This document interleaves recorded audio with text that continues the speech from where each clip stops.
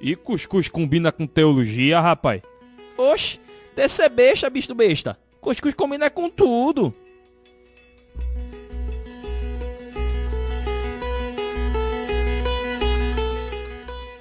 Hoje o dia vai ser massa, galera. Meu nome é Diel Siqueira e vamos falar sobre o cara que é a modinha do conservadorismo da direita brasileira. Será que é isso mesmo? Pode ser. Pode ser considerado, sim, uma moda. Mas acho que é uma boa moda. Veio para ficar. Massa, show de bola. Gente, a gente está começando o episódio 34. Como vocês sabem, a gente está fazendo tudo em videoconferência. E a gente trouxe aí um cara que, pela voz aí, quem já escuta a gente já sabe de quem que a gente está aqui, né? É Valber Santana, já a terceira vez que está aqui. Inclusive, ele aparece no programa 9 sobre o cristão e o meio ambiente, né? O cristão e a criação, na verdade. O episódio 18 sobre tolerância e intolerante. E agora ele já está voltando no episódio 34 para falar sobre um cara chamado Roger Scruton. E esse filósofo, a gente fez questão de chamar Valber, porque Valber nos apresentou esse filósofo, né? E a gente foi atrás e viu contribuições muito interessantes dele para a sociedade como um todo. E já queremos informar que a gente, nesse momento, a gente não está fazendo com a palavra patroa, né, nesse momento de quarentena. Estamos gravando ainda no momento de quarentena, justamente porque a gente entende que esse não é o momento da gente pedir para você nos manter. Graças a Deus, Deus tem nos mantido de outras formas, de toda a nossa equipe, e a gente entende que agora é o momento de você ficar o máximo que puder em casa, né? Curtir o momento para você ficar com seus parentes, com sua família, colocar todas as séries e livros que estão em atraso em ordem e colocar também o podcast em ordem, que você gosta, que eu creio que seja o Cuscuzcast, o seu predileto. Você faz a maratona enquanto está fazendo as coisas em casa, tomando banho, lavando os cachorros, que às vezes eu faço isso lavando meus cachorros, entendeu? E vamos lá, bem-vindo, Valber. Tudo bom, velho? Tudo bom, velho. É um prazer, uma satisfação estar aqui novamente. O pessoal já vai pensar que eu tô pagando jabá, né? Rapaz, não fala o segredo, não. 3 vezes, né, Edel? Já dá pra pedir música no Fantástico. Já dá pra pedir música no Fantástico. Eu acho que só quem foi ainda mais que você foi o pastor Miguel Cox, que aí não vale, que ele pegou uma série, que eram 3 encontros seguidos, foi tudo com ele, e depois foi em um outro programa e pegou 4 vezes o programa. E você tá entrevistando os caras que eu gosto muito aí, teve recentemente o Ivan, Reverendo Ivan, então, cara. Ivanzinho, e aí eu fico lisonjeado, tá no meio dessa pleiade aí, né? Pois é, Mas é uma satisfação, sempre que eu puder eu volto. Pra mim, é um prazer estar entre vocês e o trabalho de vocês eu admiro muito. Gente, pra vocês terem ideia de como esse cara é importante pra gente, só vou dizer alguns episódios que passaram por ele, tá? Episódio 28, Lava Pés Ivan, indiretamente passou por ele, porque quem nos apresentou o Ivan, quem nos indicou, foi um brother da gente, o Marcondes Soares, que tá no episódio, eu tô aqui tentando encontrar, peraí, episódio, acho que 15, se eu não me engano, ou é 14, deixa eu ver. Episódio 14, os presentes do neném, foi o nosso especial de Natal, falando sobre a simbologia do incenso. E também a gente teve participação em 2 programas de uma outra convidada, que Valber falou sobre ela, e assim, sensacional, que foi o programa 23, sobre Suzanne Wesley, e também ela mesma, a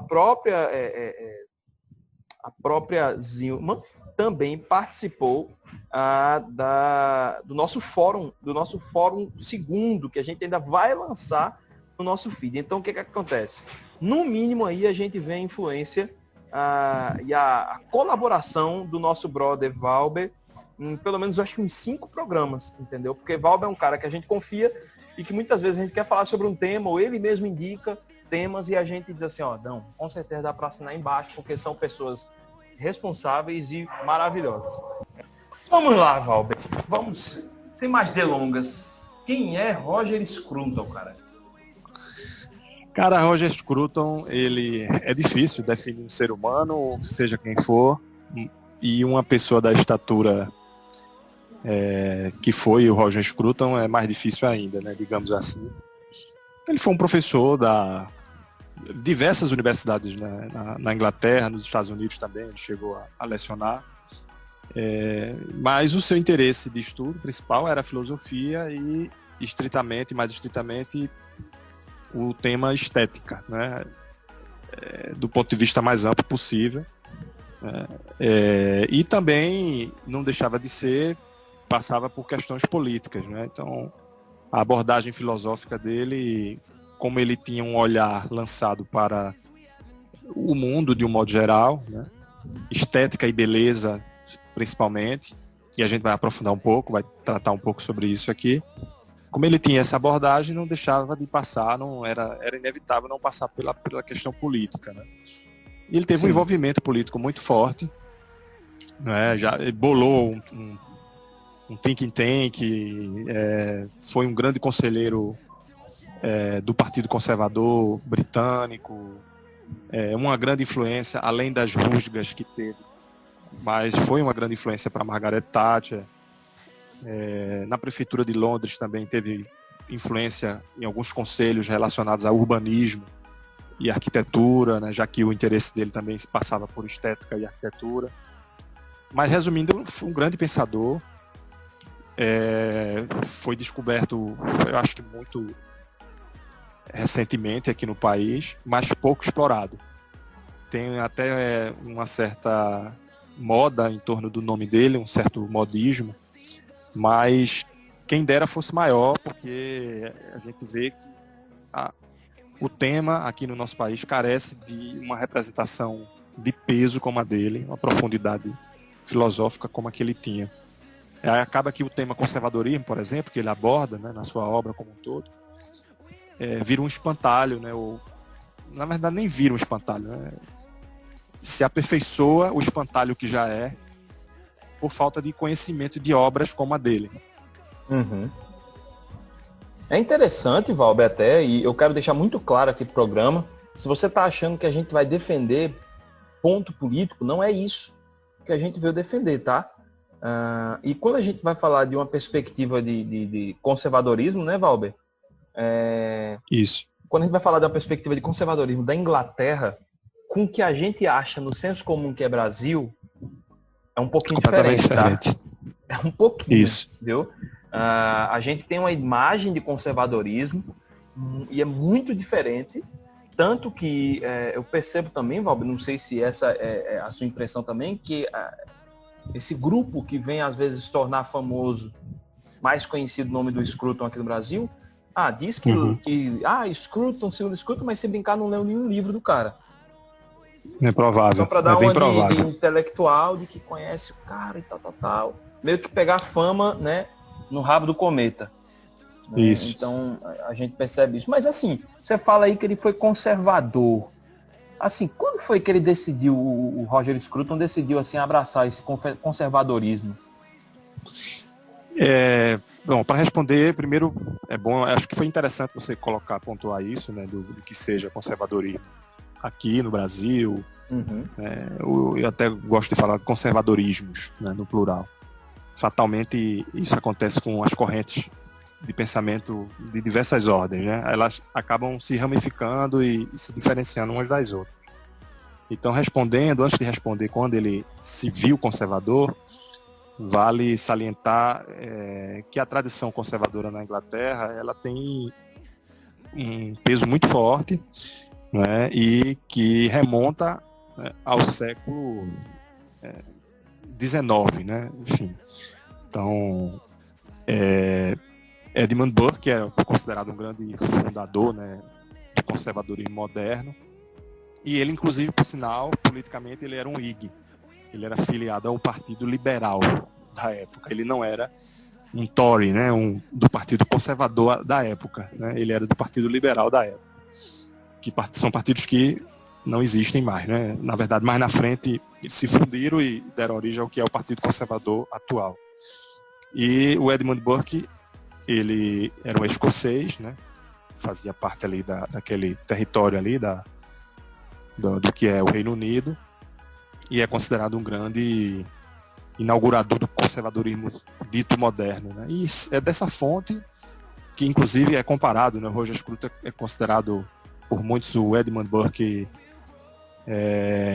da atualidade. Então é dessa fonte que surge, né, o pensamento, um pouco do pensamento do Roger Scruton. Então, remontando, né, quando a gente faz esse retorno a Edmund Burke escreveu uma obra comentando a Revolução Francesa, fazendo uma crítica, uma análise crítica da Revolução Francesa, mostrando os perigos da Revolução Francesa e os perigos que especificamente você romper com uma tradição, né, em que pese as necessidades de reforma, de mudança, né, de transformação que toda a sociedade precisa passar, né? E a gente, enquanto indivíduo também, a gente também passa por isso, né? É óbvio, ao longo das nossas vidas. Mas do ponto de vista social, a obra de Edmund Burke falava sobre isso, um pouco sobre isso, né? As reflexões sobre a Revolução Francesa. E esse pensamento de que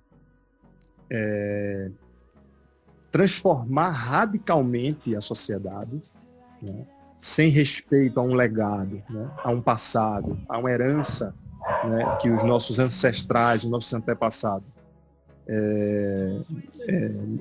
nos deixaram. Isso é muito perigoso. Então, é desse conservadorismo que Roger Scruton ele versa, né? É sobre isso que ele trata. É muito diferente isso do reacionarismo, por exemplo. João Pereira Coutinho é outro autor que fala sobre isso. É um autor vivo, né? Um jovem, inclusive, não deve ter nem 50 anos. É português ele, e João Pereira Coutinho ele fala muito sobre a diferença entre conservadorismo e reacionarismo, né? Uma coisa não tem nada a ver com a outra. O reacionarismo seria a ideia de fixismo, de você não mudar, sob hipótese alguma, nada na sociedade, não fazer nenhum tipo de reforma, viver de saudades do passado, né? Viver eternamente com saudades daquilo que se foi, né? Isso seria um reacionarismo. O conservadorismo não seria isso. O conservadorismo seria um certo zelo, um certo cuidado com aquilo que a sociedade construiu, em que pesa a necessidade de reformas eventuais, né? E esse é o pensamento de Roger Scruton, digamos assim, de passagem. Ok. Então esse aí é a linha de partida. Ele começou a ter contato com esse ideal conservador a partir de quando, assim, no caso? Que ele disse assim, ele olhou e disse assim, eu me vejo um conservador, eu me identifico com essa pegada aqui. Existe um marco? Dizem que, na verdade, ele mesmo afirmava que o tempo que ele foi viver na França, e mais uma vez a França parece ter uma sedução pelo pensamento revolucionário, né? Parece a gente olhar para o passado, para a história dela, a gente sempre vê recorrentemente isso. E aí, um tempo que o Roger Scruton foi para a França estudar, ele, na década de 60, ele se deparou com os protestos, né, de maio de 68. E aí foi nesse período, nesse intervalo, que ele despertou, né, o pensamento dele com relação ao conservadorismo. Teria sido nessa época, né? Vale destacar que esses protestos da década de 60, né, a juventude como protagonista, tem muito a ver com o pano de fundo de crítica do conservadorismo. Que qual seja, né? Qual é esse pano de fundo de crítica? Não é de que a sociedade não precisa, não pode mudar, né? Não é de que os valores morais precisam ser impostos a terceiros, né? Aos indivíduos, e você tem que ficar calado e pronto. Não é isso, né? Nem que a imposição, né, dos valores morais precisam ser feitas, enfim, ou que as mudanças não podem ocorrer. Não se trata disso, né? Os grandes protestos da década de 60, né, a geração Beat, né, a geração hippie logo em seguida, né, despertou no pensamento conservador, ou redespertou, né, a preocupação com o legado que a sociedade tem, né, que é muito ingênuo e perigoso flertar com o pensamento de que o que vem depois é sempre melhor. Necessariamente, o que é antigo é ruim, é atrasado, né? A história não tem essa linha, né, geométrica, fácil de medir, né? É claro que a época da década de 30, tudo que havia na década de 30 era ruim, porque se trata do passado. E tudo que veio depois é melhor. Isso não existe, né? Isso é uma sedução, uma ingenuidade. E o pensamento conservador, a filosofia desperta isso. É até interessante até você levantar isso, porque a gente encontra isso até na nossa realidade de igreja. E já foi falado até em alguns programas, a ideia do que, não, agora só vale se for igreja num tal perfil X, e essa é o suprassumo da igreja, é o melhor formato. Não é o melhor formato que é novo, entendeu? Existem igrejas de cunho mais tradicionais que mantêm uma liturgia histórica, que são tão boas quanto as que são recentes, entendeu? E eu acho que quando há uma negação disso, e aí, voltando para o seu ponto, isso rola, isso pode ter não só o choque de cultura, de gerações, mas problemas profundos e sérios, né? Isso, perfeitamente. E uma outra questão com relação a isso, né, que os conservadores, não só o Roger Scruton, né, mas outros que inclusive são inspirados pelo trabalho do Scruton, né, Theodore Dalrymple é também britânico, inclusive, é um outro que é um gigante. Eles destacam o termo desconfiança do pensamento conservador. Então, o conservadorismo seria um pensamento de desconfiança. O conservador é, antes de tudo, um desconfiado. E desconfiado em quê? Desconfiado em soluções prontas. É alguém que desconfia de soluções de pacotes, né? De planos. Sejam planos do ponto de vista econômico ou até do ponto de vista comportamental, né? Então, não é que o conservador ele nega a mudança. Não é que o conservador ele se apega ao passado e não quer que as coisas possam eventualmente serem transformadas. Não é isso. É que o conservador é aquele que sempre vai questionar, perguntar, mas por que necessariamente mudar isso? Ou melhor, por que mudar tudo? Por que não só mudar algo, ao invés de mudar tudo? Então, esse é o cerne do conservadorismo. De modo que Roger Scruton falava que o conservadorismo não é uma corrente ideológica, é uma postura de mundo.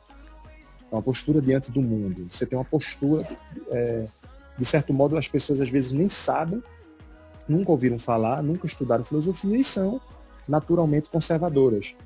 E aí isso é uma frase dele, ele dizia, e por que as pessoas são espontaneamente conservadoras?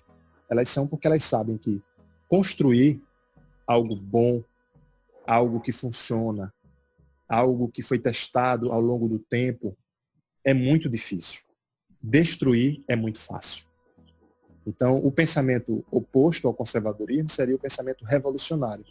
E o pensamento revolucionário é aquele que visa, não, vamos destruir tudo para começar tudo do zero. E o conservador, ele desconfia disso. Ele não acredita nisso, né, de destruir tudo para começar tudo do zero. A gente pode reformar, a gente pode mudar o que tem que ser mudado, mas começar do zero é muito complicado. Quem disse que a gente vai acertar porque vai começar tudo do zero? Né? Quem disse que o que vem depois é melhor? Né? Só porque veio depois. Né? Então, são esses os pontos de destaque, eu diria, né, no pensamento dele com relação ao conservadorismo. Ok, meu irmão. Massa. Veja, tu falou aí que ele se identificou com o conservadorismo ali década de 60, nas revoluções ali, acho que 68, 69 em Paris, né? Que até hoje isso. Tem um significado importantíssimo, entendeu? E aí a gente fala de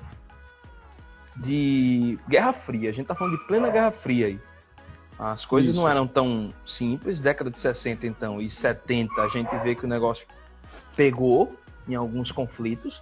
E aí a gente, deparando com a história do Scruton, eu observei que existia uma rede de universidades clandestinas na Europa Central. E a Europa Central, se eu não me engano, é a União Soviética. Como foi esse negócio de ele ter participado de uma rede de universidades clandestinas, cara?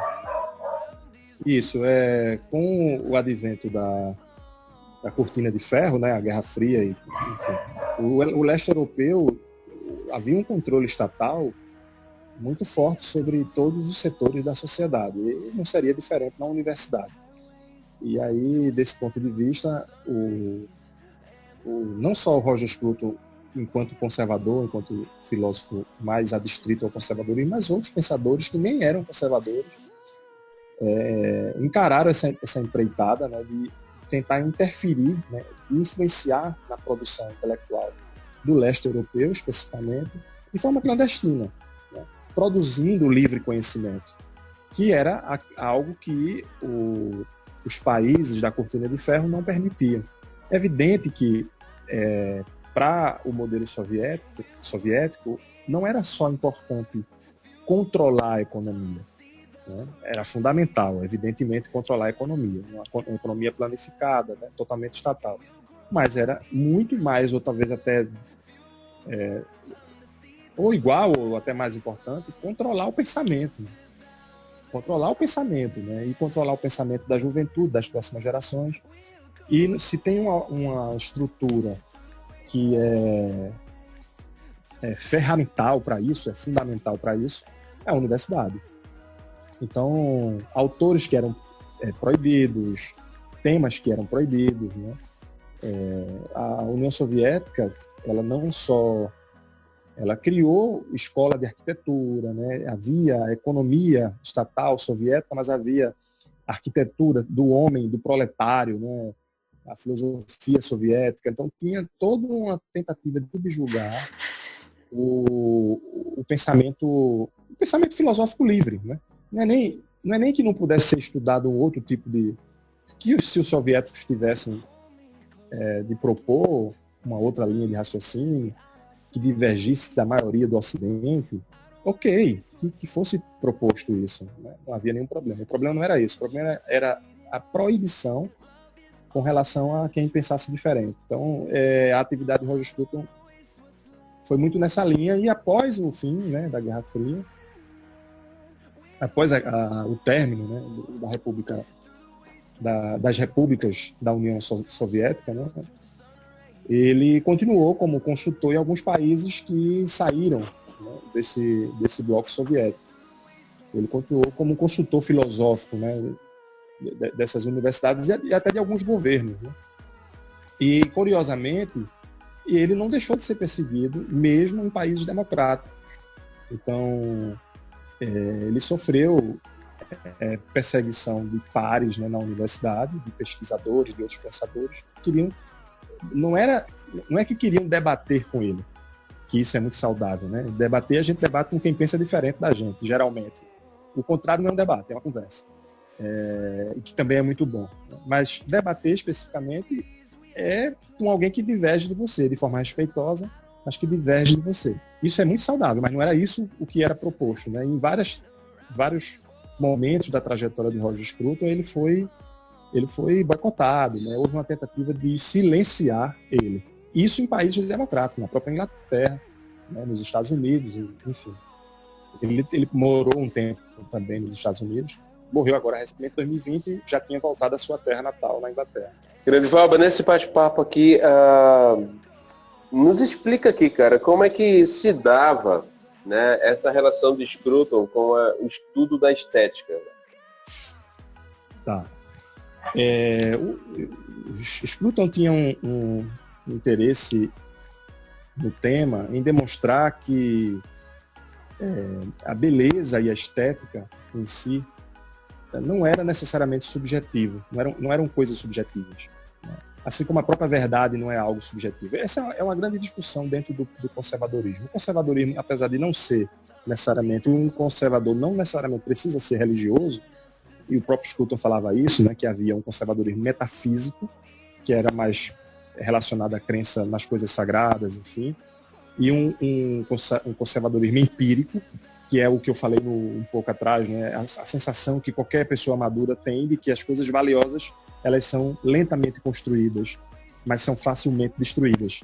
Então, existem esses dois conservadorismos. Então, a pessoa pode ser um conservador empírico, até mesmo ateu, não religioso, mas, de fato, o pensamento religioso, e sobretudo o judaico-cristão, tem um conteúdo conservador. Por quê?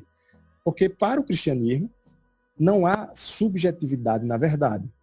Não há relatividade na verdade. Existe uma verdade.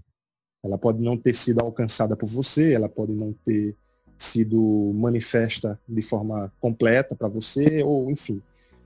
Não estou dizendo que em todos os aspectos da vida é fácil encontrar, né? Mas ela existe. Ela existe uma verdade.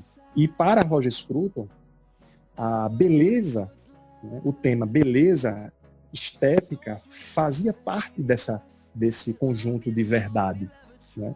De modo que a beleza não era relativo para ele, né? E aí, indo do ponto a beleza não era relativo e do ponto de vista da arte, menos ainda.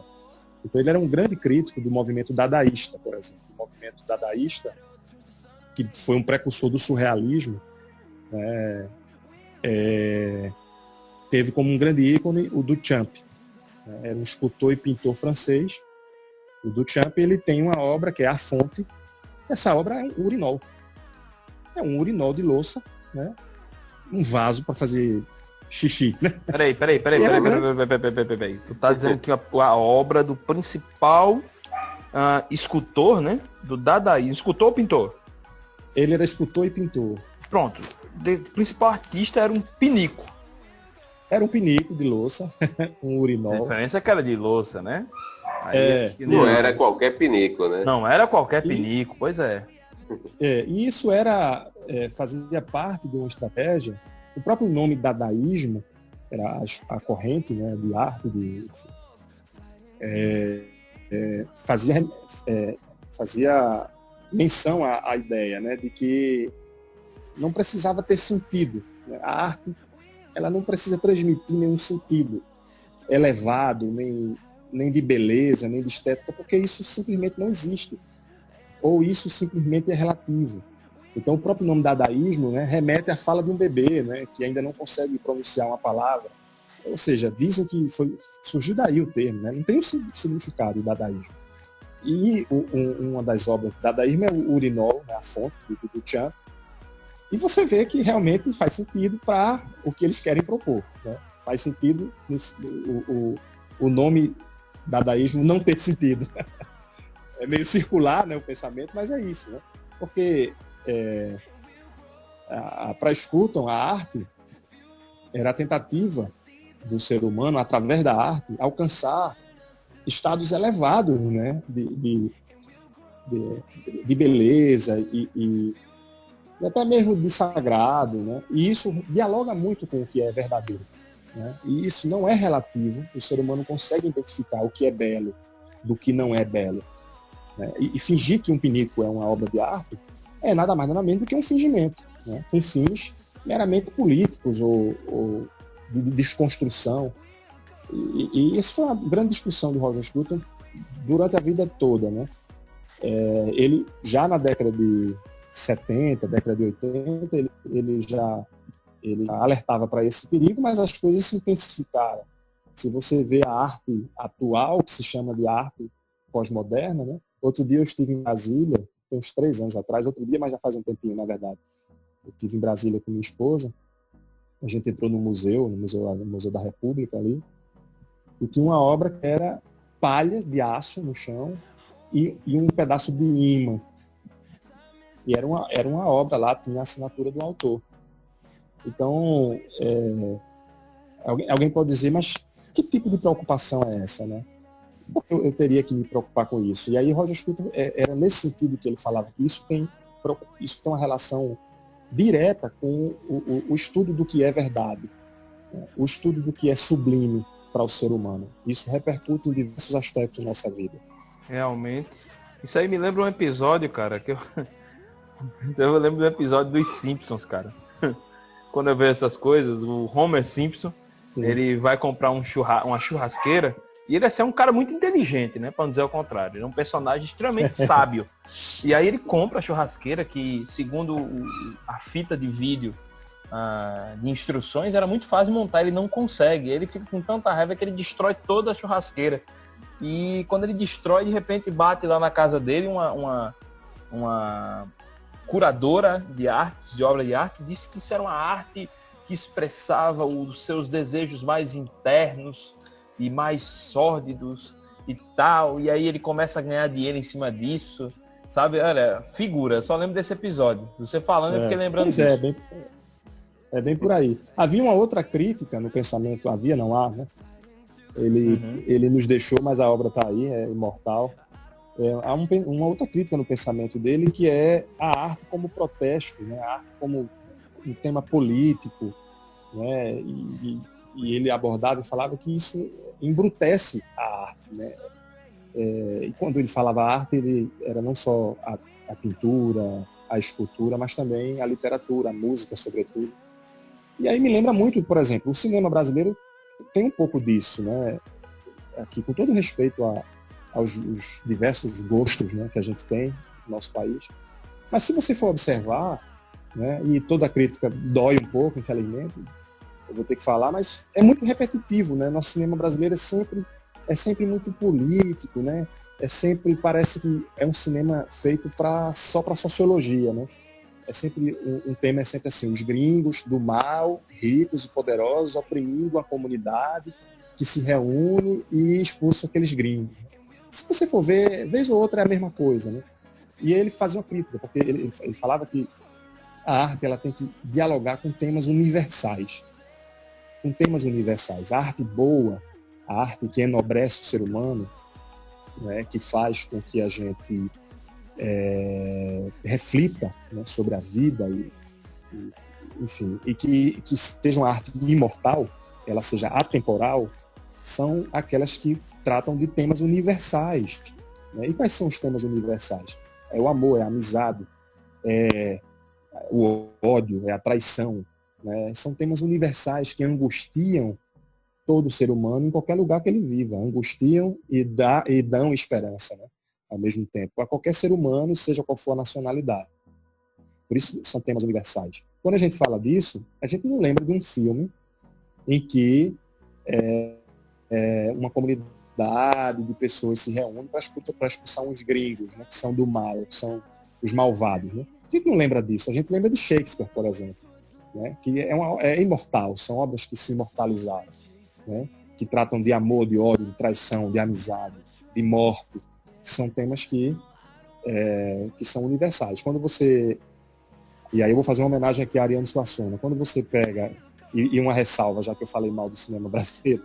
O cinema brasileiro é muito vasto, minha gente, não me levem a mal, tem muita coisa boa.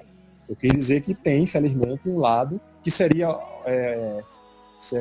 objeto de crítica de Roger Scruton, que é a arte como protesto, a arte como politização. Mas se você pega o Ariano Suassuna, por exemplo, é completamente diferente, né?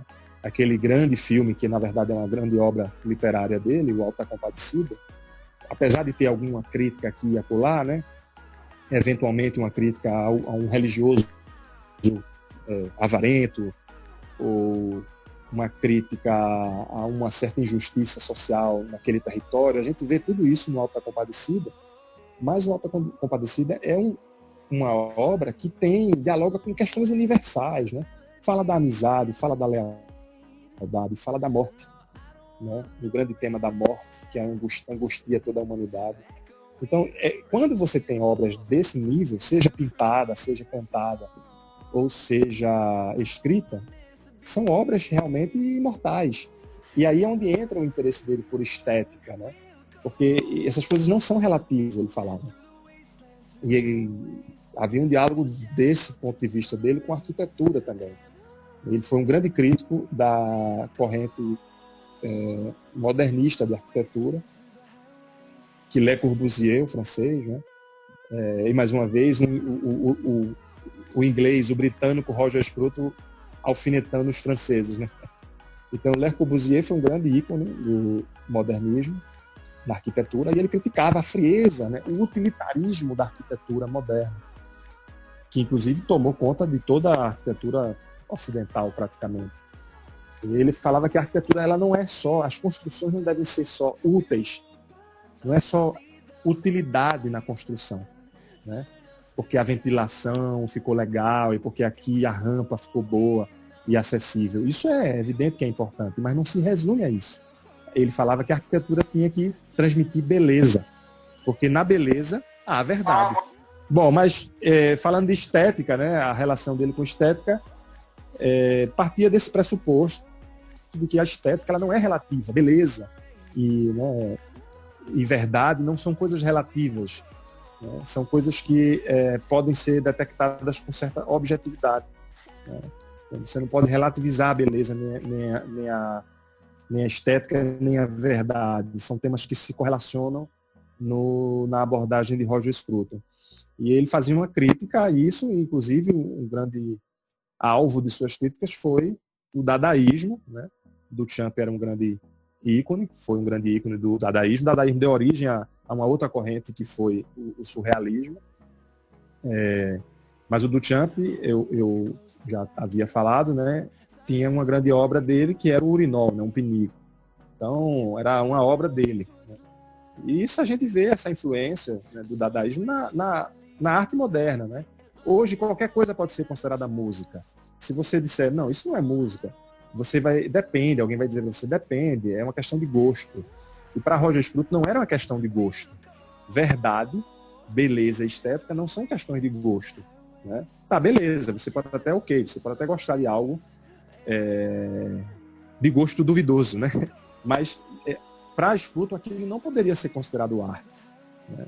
Porque ele falava muito isso, né? A arte não pode ser algo que é facilmente repetível, por exemplo. Não é algo que seja facilmente repetível. Se é facilmente repetível, se um outro autor pode chegar e fazer um rabisco igual, aquilo não pode ser considerado arte, né?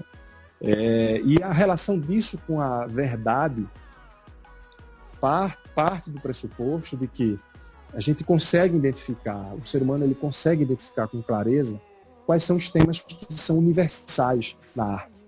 Então, quando você olha algumas pinturas, né, que falam do cotidiano, de certos personagens, né, do romance de certos personagens, da literatura, da ficção, enfim, do romance fictício, você consegue identificar temas que são universais. E é o tema da amizade, o tema da traição, do amor, da morte. E isso a gente transmite valores que são superiores ao ser humano, né? Valores que são sublimes, que dialogam com a alma do ser humano. É diferente da arte como protesto, por exemplo. Ele era um crítico da arte como protesto, né? A arte como protesto, ele disse que é uma arte empobrecedora. Então, por exemplo, a gente vê o cinema brasileiro. Uma parte do cinema brasileiro é recheada de arte como protesto. É sempre os mesmos temas, são sempre os mesmos temas. É uma comunidade oprimida que se reúne para expulsar uns gringos que são do mal, né? Então, assim, não são temas universais. Parece um tema do interesse de um grupo de sociólogos, né? Ou de um grupo de ideólogos, enfim. E quando você vai para Shakespeare, por exemplo, Shakespeare tem temas universais. São temas que qualquer gringo, qualquer pessoa de qualquer nacionalidade, de qualquer época, vai ler e vai se identificar com aquilo, né? Vai entender, vai conhecer o que é aquele dilema. Porque todo mundo passa por esses dilemas. O dilema da amizade, o dilema do amor, o dilema da morte, né?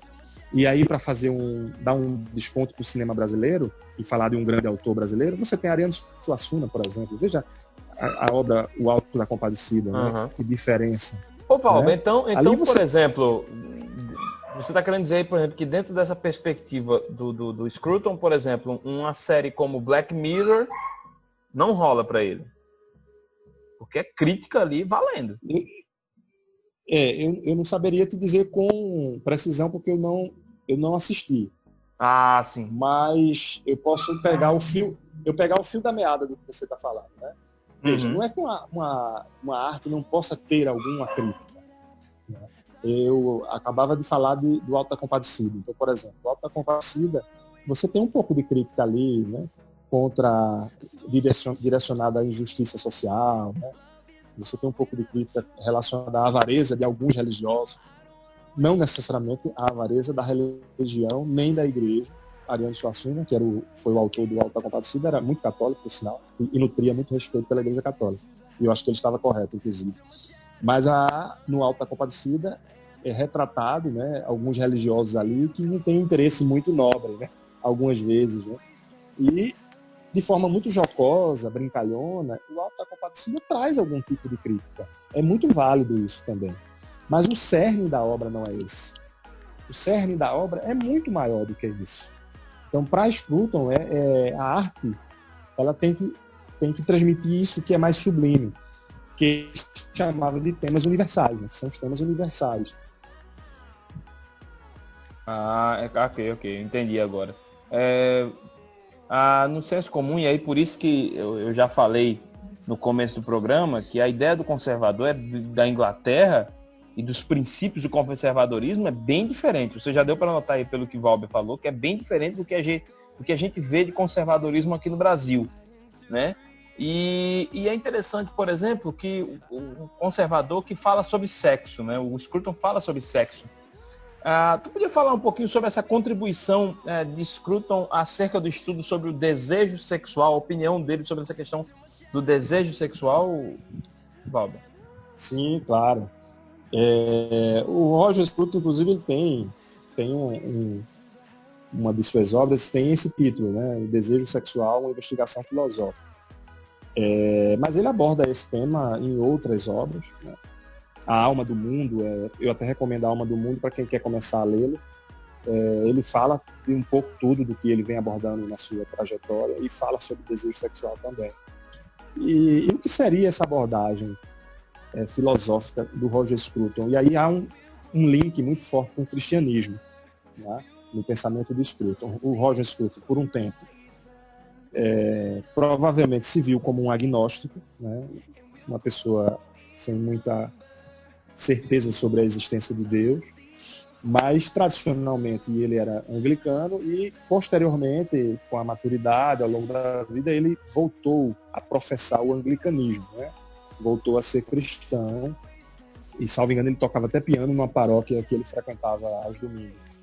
Que massa. Eu não sei porquê, Valber, mas eu não sei se vocês têm essa impressão, gente, mas eu tenho a impressão de que, pra mim, toda vez que o cara fala que é inglês, que é britânico, e é cristão, pra mim, eu estou na cabeça que o cara é anglicano.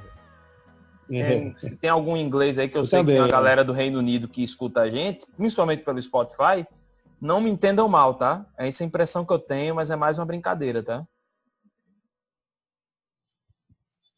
A igreja muito forte, né? A reforma protestante iniciou com a igreja anglicana, né? Na Inglaterra, e acho que você está certo. Geralmente eu também tenho essa impressão. Assim como os presbiterianos na Escócia, né? Mas, Isso. voltando especificamente para essa questão do desejo sexual, eu comecei dizendo que havia uma certa correlação com o que pensa o cristianismo, pelo seguinte fato. Roger Scruton, ele criticava a ideia de que o desejo sexual era algo animal no ser humano. Ele criticava essa ideia, né, meio que platônica, né, ele até cita isso, né, de que não a ideia de que o homem é um ser também animal, que haja algo de animal no ser humano. Ele não negava isso. O que ele negava era que a ideia, o consenso, o falso consenso que se criou, né, com relação ao desejo sexual, de que o desejo sexual é justamente algo ligado ao aspecto animal do ser humano. E ele dizia que justamente o contrário. O desejo sexual, né, é algo ligado à natureza humana do ser humano. A natureza mais sublime do ser humano, não a sua parte animal. Ele parte desse pressuposto. E a partir desse pressuposto, né, a partir desse ponto, né, de início, né, de partida, ele defende que deva haver uma moralidade sexual. Então, a sexualidade, ela não é mero instinto, né, nem é algo casual no ser humano. E aí ele falava muito da importância do rosto. Veja que curioso, o rosto, a face humana, né? E ele falava que a primeira degeneração, digamos assim, né, o comportamento degenerativo da sexualidade, principalmente na modernidade e pós-modernidade, era tirar o foco do rosto humano e passar o foco do rosto humano para meramente o corpo e principalmente a genitália, né? Então, porque ele defendia que é olhando para o rosto do outro é que você está se identificando com o outro, é que você está olhando um outro indivíduo, a partir do rosto, né? O outro é, sobretudo, o seu rosto, né, a sua face. Tanto que quando a gente fala, olhe para mim, você olha para o rosto do outro, você não olha para o pé, né? Você não olha para baixo, então você olha para o rosto do outro. Né? Então era uma maneira de humanizar, e não poderia ser diferente, já que o desejo sexual para Roger Scruton é algo inerentemente humano e não animal. Era uma maneira de relembrar o ser humano de que o ato sexual, o desejo sexual em si, né, é algo muito mais humano do que animal, né? E que cabe, portanto, uma moralidade sexual. E que ele via, nos tempos modernos, a gente vê isso constantemente, como algo proibitivo de se falar em moralidade sexual. Né? Falar em moralidade sexual, hoje em dia, é como se fosse algo proibido ou cafona, né? É como se fosse, tu ainda acredita nisso? Não, cada um que possa viver a sua sexualidade da maneira que quiser. E ele achava isso muito perigoso, né? E com desdobramentos para além dos indivíduos que estão naquele ato, mas com um desdobramento para a vida social como um todo. Então, por exemplo, o ato sexual fora do matrimônio, ele via com maus olhos, e por que ele via com maus olhos? Ele até falava, não é por uma questão religiosa meramente, não é só por uma questão religiosa, até porque Roma não era cristã, né? E Roma, com seus contratos, né, de casamento, surgiu, a legislação civil surgiu, com o direito romano e não tinha a ver com o cristianismo. Depois isso se mesclou ao cristianismo, né? Se uniu, mas surgiu lá com Roma e havia uma importância em você firmar um pacto com o outro ser humano, né? E isso se amadureceu com o cristianismo, óbvio, se aperfeiçoou com o cristianismo, mas já havia a importância, né? E talvez por conta da experiência, do legado da sociedade humana, né, de que você precisa ter um pacto, existe um ônus, né, com o bônus do ato sexual. O ato sexual, que é um bônus, que é algo maravilhosamente humano, requer um ônus. Esse ônus é um compromisso com o outro, uma responsabilidade com o outro. E isso se expressa nada mais, nada menos, né, nada melhor do que o casamento para expressar isso. Isso tem um diálogo muito forte com o cristianismo, né? Ele era também crítico, um grande crítico da pornografia, por conta desse aspecto também. A pornografia, né, é o prazer pelo mero prazer, sem uma responsabilidade com o outro, e também com o rosto humano. Se você observar, né, a pornografia ela tem, por si só, né, a ênfase da pornografia não é no rosto, o rosto humano, né? Não é, a gente sabe disso. Então, havia uma crítica do pensamento dele com relação a isso também.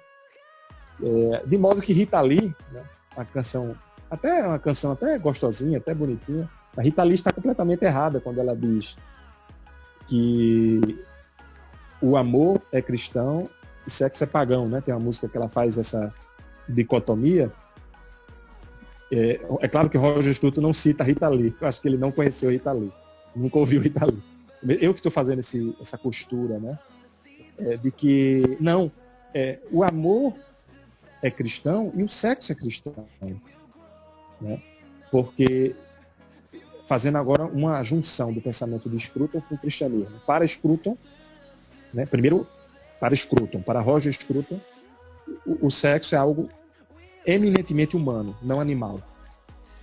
Mesmo que o ser humano tenha algo de animal, mas o sexo, o desejo sexual no ser humano é algo advindo do seu lado humano. Não é essa besteira de que é o lado animal do ser humano, né? Não, é o lado humano do ser humano, o sexo. Né? E fazendo um paralelo com o cristianismo foi uma das primeiras religiões, e ainda hoje a valorizar a totalidade do ser humano, não só o espírito. Né? O ser humano ele é um corpo. Né? O cristianismo ele não nutre desprezo pelo corpo. Ele não nutre desprezo pelo corpo. Né? O pseudo-cristianismo até nutre. Por exemplo, filosofias religiosas como o espiritismo, né, que se utilizam de algo do evangelho, né, enfim, eles têm um certo desprezo pelo corpo. O corpo é algo inferior, negativo, né, que tem que ser superado, que a gente, né, o espírito é maior. Enfim. Para o cristianismo bíblico, né, não. Tanto que nós seremos ressurretos. Né? A gente vai haver a ressurreição. Deus ele criou o ser humano na sua totalidade. O corpo é importante. E nesse sentido, não tem como haver sexualidade sem corpo, né? Sem a matéria, né? Digamos assim. Então, é um paralelo que há em você encarar a sexualidade como algo sublime, como algo humano, do ponto de vista do pensamento de Roger Scruton, e de que há uma moralidade na sexualidade, e algo cristão.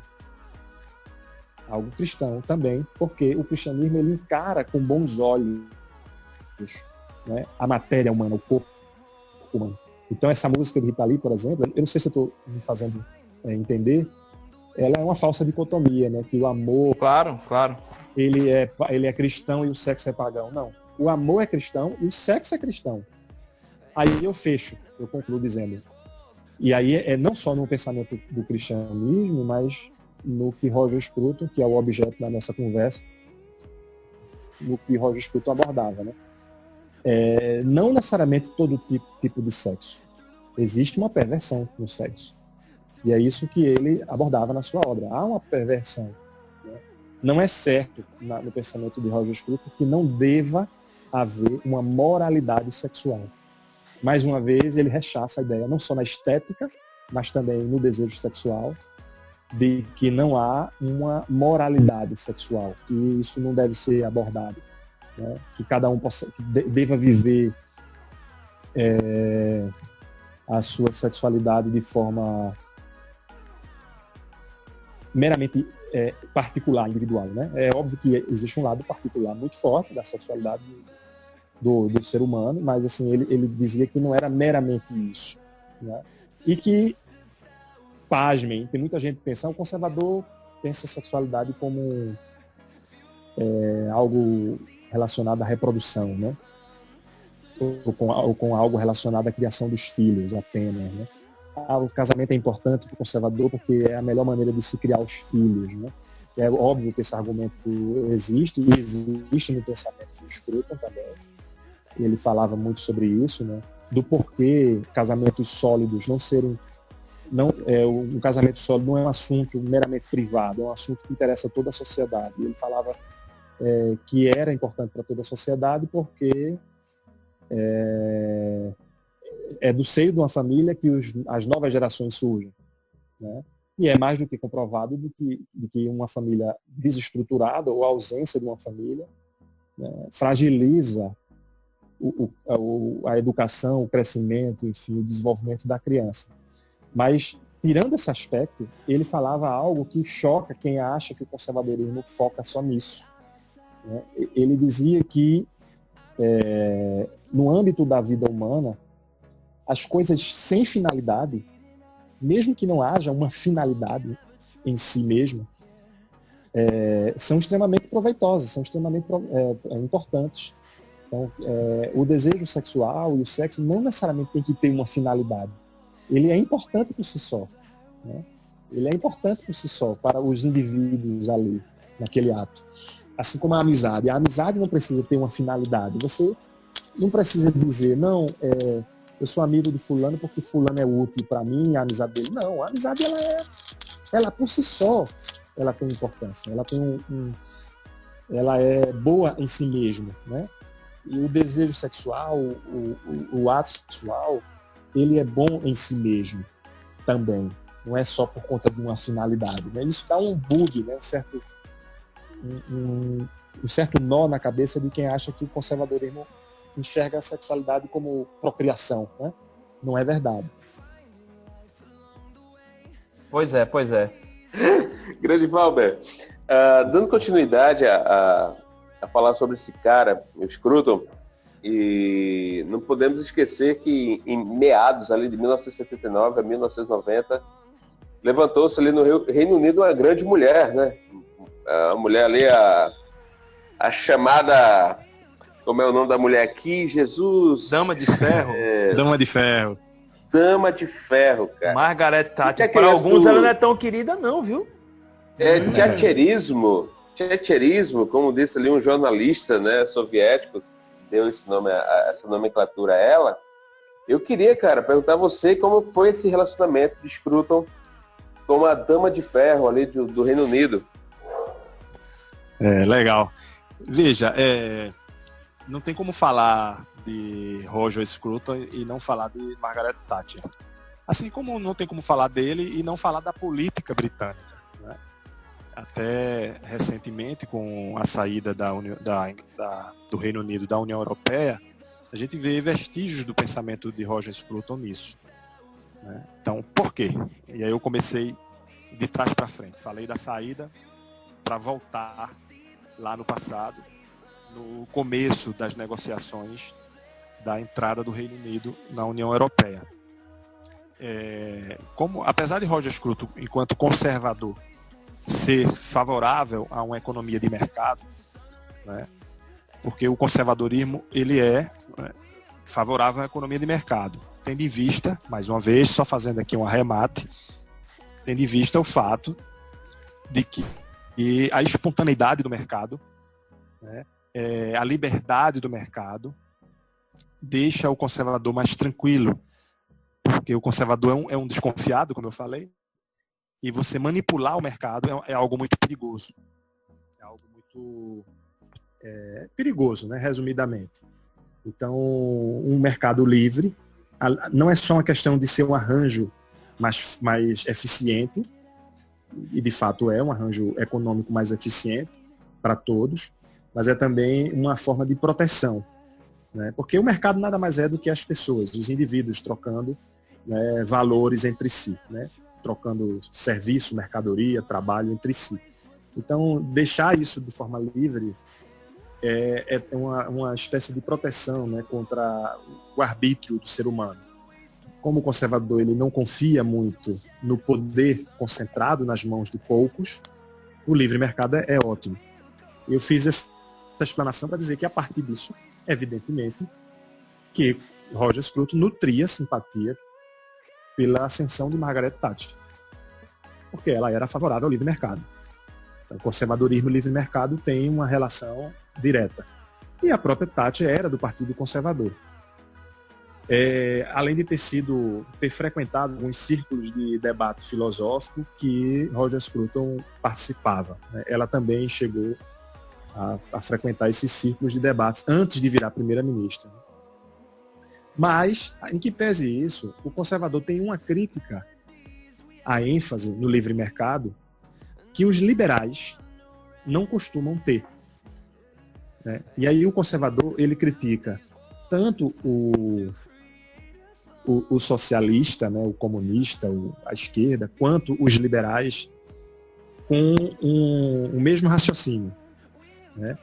Eles dizem, o conservadorismo diz o seguinte, e Roger Scruton dizia especificamente isso: há um equívoco em reduzir a ordem política às operações de mercado. Então, você reduzir a ordem política a meramente operações de mercado, né, é um equívoco. E quem faz isso? Os liberais, né?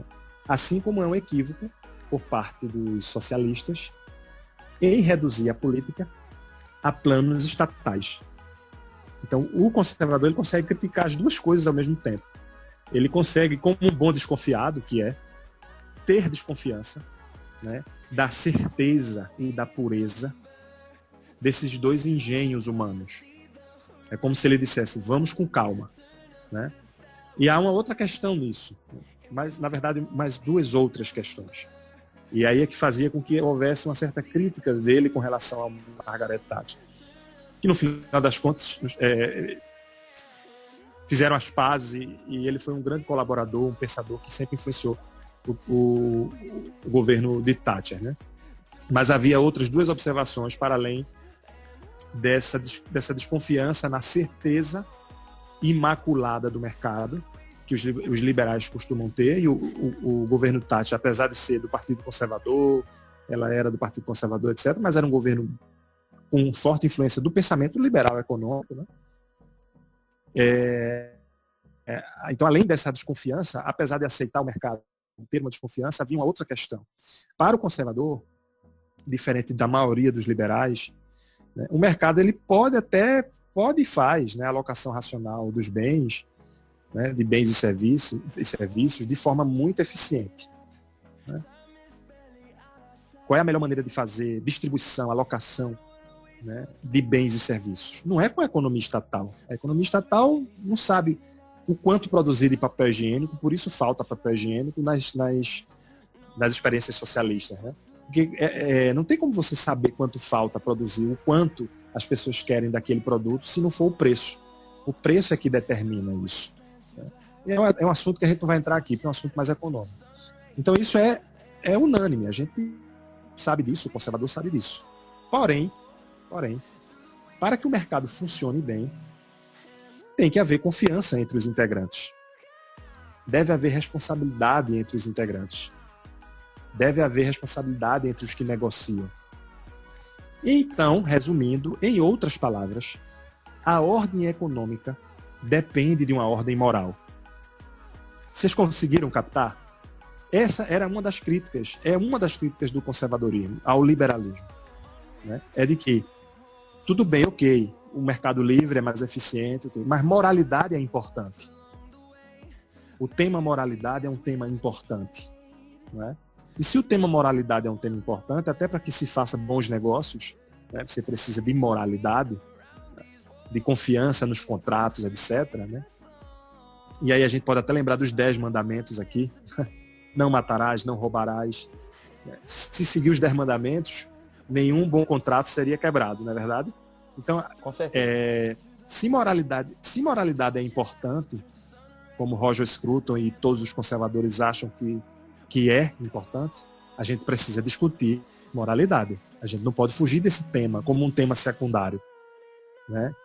Porque os liberais costumam dizer, né? Fazendo a caricatura, até sendo um pouco injusto com os liberais, mas os liberais, grosso modo, costumam dizer: não, isso é tema de segunda importância. O importante é a gente resolver o mercado. A gente tem um mercado livre, todo mundo vai ser feliz, o paraíso vai se instalar na Terra.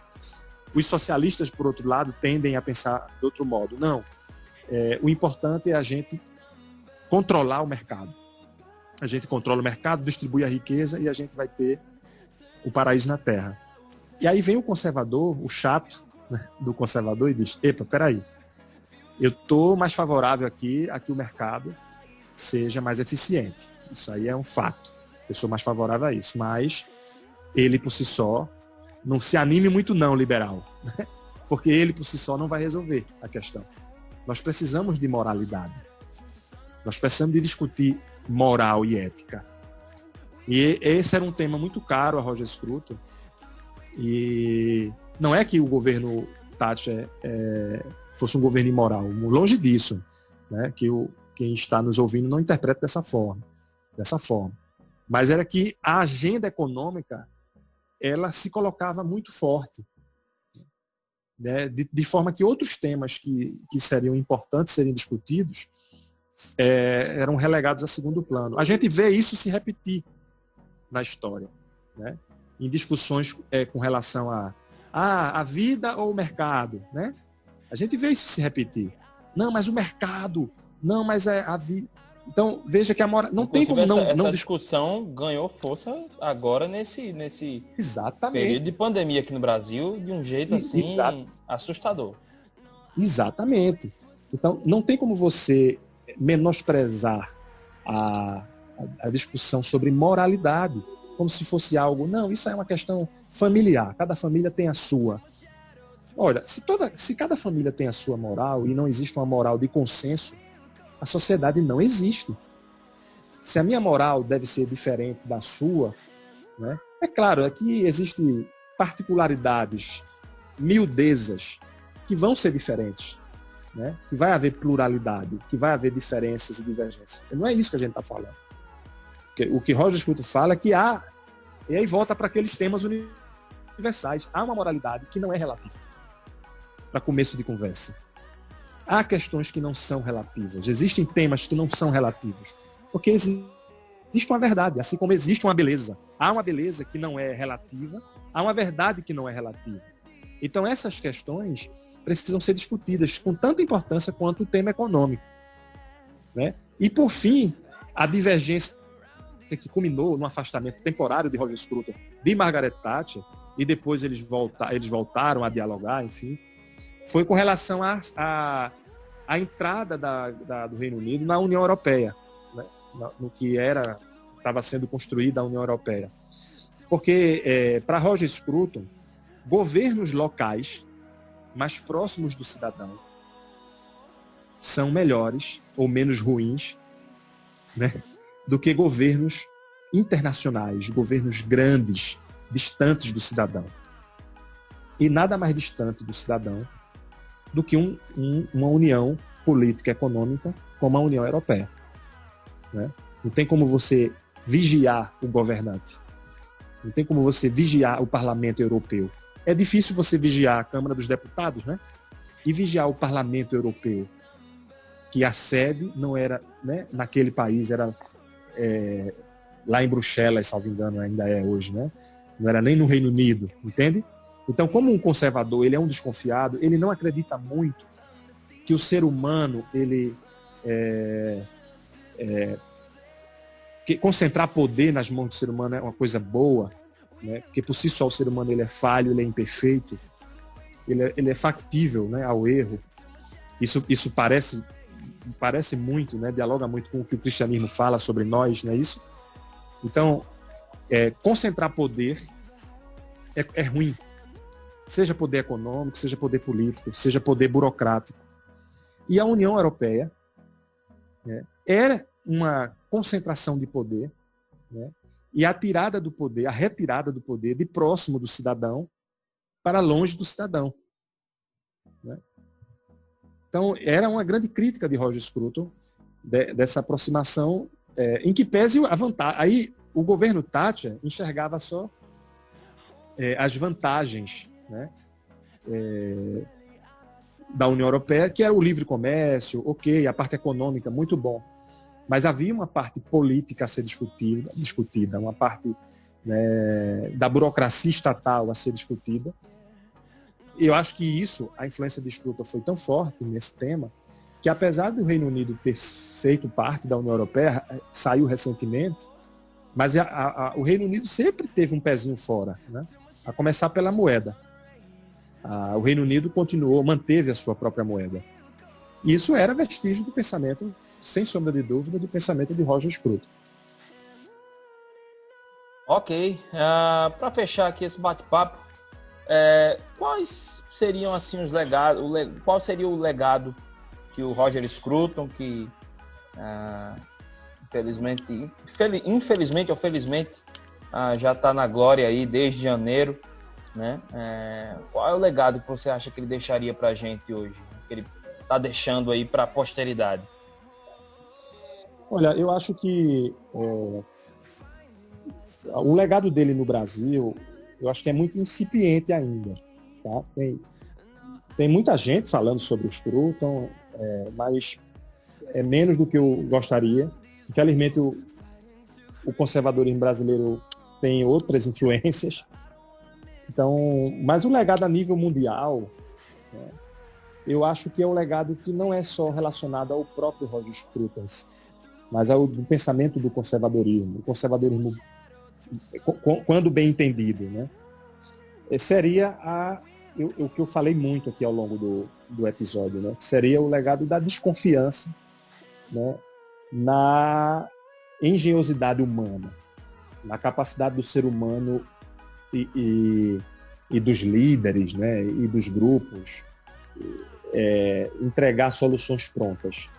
Eu acho que é muito importante que cada um de nós, o cidadão e o cristão especificamente, eu vou fazer esse apelo, o cristão especificamente, porque o cristão ele sabe que a esperança dele não é deste mundo. A gente pode e deve fazer o melhor enquanto estivermos nesse mundo. Então, votarmos da melhor maneira possível, escolhermos nossos representantes, né, lutar para que o mundo seja um mundo próspero e bom para todas as pessoas. Mas a gente sabe que a nossa esperança não é nesse mundo. Então, isso dialoga muito com a moral cristã, né, de desconfiar, né, dos salvadores da pátria, entende? De que agora vai com fulaninho.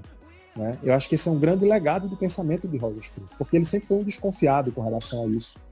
né? Por isso, concentrar poder é muito ruim na visão do Roger Scruton, né? Por isso que não se resolve todos os problemas do mundo apenas com o mercado, né? O mercado é importante, ele não negava isso, ele afirmava ao contrário, que é o melhor arranjo, é o mercado livre, né? Mas não se resolve todos os problemas com isso, né? Eu acho que, e por fim, é a ideia de que é importante reformar aquilo que está errado, aquilo que está precisando de um conserto, né, de uma melhoria, mas a gente não pode jogar fora o legado das gerações anteriores. Eu fecharia com isso, sabe? Sem mais delongas. Não deixar para trás aquilo que foi construído ao longo de séculos a partir da estratégia de tentativa e erro. Porque, repare, a gente às vezes vai tentar fazer algo agora achando que aquilo é a solução, jogando todo o legado da civilização para trás, deixando tudo para trás, dizendo que tudo caducou, que tudo é cafona, né? que o novo chegou, né? Só que o que a gente está trazendo de novo, muitas vezes, sequer foi testado. Sequer foi testado. Enquanto que a tradição, enquanto que aquilo que os mortos, né, a civilização que já se foi, nos legou, deixou para a gente, já foi testado. Muitas vezes já houve tentativa e erro, né? Tentou, errou, fez de novo, fez diferente, foi lá, fez de novo, etc. Então, a gente não pode menosprezar isso, né? Em nome de uma mudança radical, em nome de uma aventura qualquer. Eu acho que dá para conciliar as duas coisas, dá para mudar a sociedade quando é preciso mudar, e a sociedade, vez ou outra, precisa de um retoque, de uma mudança, mas sem jogar todo o legado fora. Resumindo, a gente dá banho no bebê, eu sempre digo essa frase, e a gente joga só a água suja do banho fora. A gente não joga o bebê e a água, né? A gente fica com o bebê. Então, deu banho no bebê, limpou, joga a água suja, mas preserva o bebê. Então, quando a gente vai reformar o ser humano tem muito isso, né? De querer reformar a sociedade, mudar, etc., de revolucionar, a gente tem que ter sempre isso em mente, né? De que há um legado a ser preservado também. É isso aí, é isso aí. Vamos para as dicas culturais. Valber, o que tu indica aí? Dicas culturais, cara? Cara, eu vou indicar um documentário do Scruton. Opa. É bom que se a pessoa tiver com uma preguiça de ler no momento, ou não tiver como comprar o livro, vai no YouTube que tem. Então, gratuito lá no YouTube, nessa quarentena, não tem desculpa. O documentário se chama Por que a Beleza Importa. Deve ser 1 hora de documentário. Eu duvido, se o ser humano, se o sujeito for honesto, ele não vai gostar. Porque a beleza importa. Mesmo que não concorde com tudo que esteja ali, né? Mas eventualmente vai concordar com muita coisa e vai gostar. É de muita qualidade o documentário, intercalado com o próprio Roger Scruton falando, e com cenas do contexto, né, do que ele está falando. Então eu deixaria esse documentário, Porque a Beleza Importa, está lá no YouTube. E como obra dele, para quem quiser ler, eu recomendaria... Posso recomendar 3 livros? Pode. Fica à vontade. Poxa, a onda do cara, Alex. Perguntando se vai explicar. O cara é sócio aqui desse negócio. Tu não pergunta. Aí agora vem dar um dia humildezinho, perguntar se pode. Então vai lá. Então vamos lá. Eu vou recomendar Uma Filosofia Política. O subtítulo do livro é Argumentos para o Conservadorismo. Quem quiser entender, desmistificar o conservadorismo, né? As pessoas entendem de forma muito equivocada. É um livro fininho. Então, Uma Filosofia Política, subtítulo Argumentos para o Conservadorismo. A editora é Realizações. Tá? Eu vou recomendar Desejo Sexual, uma investigação filosófica. Ele é um pouco mais grossinho o livro, é bom, muito bom. Tá? E vou recomendar A Alma do Mundo. Esses 3 de Roger Scruton. Massa. Se alguém disser, Valber, eu só posso comprar um agora. Eu não tô com dinheiro de comprar os 3, depois eu compro um e deixo os outros 2 para comprar depois. Dos 3, eu recomendaria A Alma do Mundo. Olha aí, gente. Segue a dica, hein? Ficou a dica aí. Alex, e aí, Alex? Cara, a gente fica até constrangido, né, cara? De indicar. Cara. Pois é. Eu ia pedir pro pessoal ver alguma live de um cantor sertanejo, mas acho que não se encaixa bem. É bom também, é bom também. Mas, Olha, gente, se for sertanejo raiz, eu gosto. Né? tem o sertanejo, cara. Tu tem alguma coisa assim, universitário e tal. Rapaziada bonita, cara. Eu quero deixar como dica aí pra vocês um filme antigo. Ele fez 22 anos, que é o Show de Truman, de 1998, com o Jim Carrey. É um Muito filme bom. bem interessante, diferente um pouco do estilo, né, do Jim da época, mas é um filme aí de reflexão para a galera refletir um pouquinho sobre o mundo imaginário, o mundo real, e deixo aí para vocês essa dica aí. É, bem colocado aí, viu? Nesse período de pandemia, todas as discussões acerca dela, né? E das suas consequências, falar sobre o mundo real e o mundo imaginário é importantíssimo. Eu quero indicar um livro que ele tá tirando meu couro, entendeu? Eu tô dizendo para vocês, eu tô sendo desafiado a ler esse livro. É um livro bom, mas é um livro muito cheio de detalhes, mas quem gosta disso e quem gosta de estudar sobre isso é o livro Introdução ao Novo Testamento. Eu tô lendo esse livro no seminário, de D.A. Carson, Douglas Moo e Leon Morris. É um livro muito interessante, falando sobre toda essa questão do Novo Testamento, a questão também dos evangelhos sinóticos, né? Você vai ver o quão se relacionam esses evangelhos, né? Mateus, Marcos, Lucas, principalmente, né?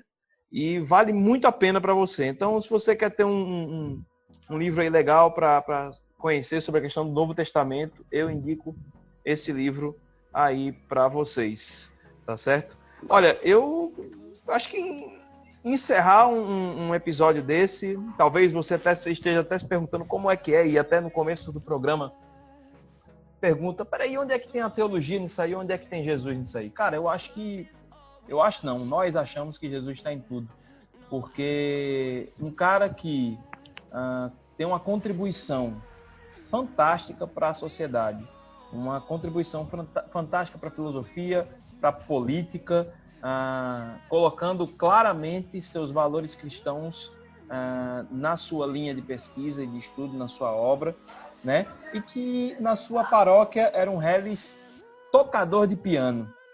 Eu acho que isso é um exemplo maravilhoso de humildade, né? Exemplo maravilhoso de entender qual a sua missão, a missão que Deus deu para ele na Terra, entendeu? E a missão que foi dada ao Roger Scruton, pelo que a gente entende, ele respondeu muito bem a esse chamado de Deus para atuar nessa área, né? Então a gente achou interessante bater um papo sobre esse cara e fazer essa singela homenagem póstuma, trazendo um cara que curte muito a obra do Scruton para falar sobre isso, né? Então, assim, a gente quer falar para vocês, a gente pretende colocar mais caras cristãos relevantes para a sociedade, sempre que possível, né, para falar sobre isso aqui. Se você não conhecia de Roger Scruton, tá aí uma boa oportunidade para conhecer sobre esse cara, tá aí para fazer pesquisa, perguntas também no nosso direct, não deixe de fazer, que vai ser muito importante. Valber, muito obrigado, viu, cara, mais uma vez. Cara, eu que agradeço, espero que tenha sido proveitoso. Eu queria deixar bem claro aqui para os ouvintes que eu sou um curioso, tá? Não sou especialista na obra do Roger Scruton. Eu já li muitos livros dele, óbvio, né? Todos os que eu citei, eu já li mais alguns, mas eu não sou especialista. Então, é bem improvável que eu possa ter cometido injustiças contra a vastidão que é o pensamento dele. Só me resta dizer, consulte na fonte. Vá lá e tire sua própria conclusão. Se puder comprar os livros, compre. Comece pelo documentário. Esse documentário é uma boa pedida. Deve ter 1 hora e 10, eu não lembro. E vale a pena. O pensamento do cara é você sendo cristão ou não. Se você é cristão, Principalmente você vai ter bons argumentos para defender a sua fé no âmbito da sociedade, né? O tema dele não era teológico, mas era recheado de moralidade cristã, como bem colocou aí, Adiel. E se você não é cristão, mas é um desconfiado, mas é uma pessoa cética com relação ao paraíso na Terra, né? A capacidade do ser humano dominar e fazer as coisas sem ser vigiado, né? O ser humano precisa ser vigiado, o seu político de estimação precisa ser vigiado, precisa ser cobrado. Então, se você acha isso, eu acho que é um bom autor também para você conhecer. Muito bom. Eu não vou nem agradecer pelo Valber, pelo contrário, Valber é da casa. Então, meu irmão, fique sempre à vontade em puxar a cadeira. Alex, tu não vai agradecer, pelo contrário, então tu vai reclamar, né? Por quê, velho? Não, você falou aí da frase. Não. Olha, Júnior, Não, volta cara. aí quando for fazer a edição. Ele ia reclamar, não, tô tirando onda. Não, de forma alguma, cara. Não, é Não, Valber. é só expressar mesmo, que Valber é da casa e ele Obrigado, fica à vontade sempre de estar aqui com a gente, puxar a cadeira, sentar, tomar um café e a gente viajar, conversar bastante e contribuir com essa galera que tem nos acompanhado. Mas é isso, meu irmão. Deus te abençoe. Amém. A casa é sua, viu? Fique à vontade, gente, vocês que estão nos escutando. Foi massa, cara. Compartilha esse podcast. Compartilha em geral, marque o Valber, marque o nosso Instagram. Será um prazer imenso identificar você e compartilhar aí figurinhas da vida contigo, tá bom? Deus nos abençoe, um beijo do gordo. Fiquem na paz. Deus abençoe, gente. Um beijo para vocês. Fiquem com Deus. E até a próxima semana com mais um Cuscuz Cast. Tchau, tchau. Esse podcast foi editado por Cuscuz Cast.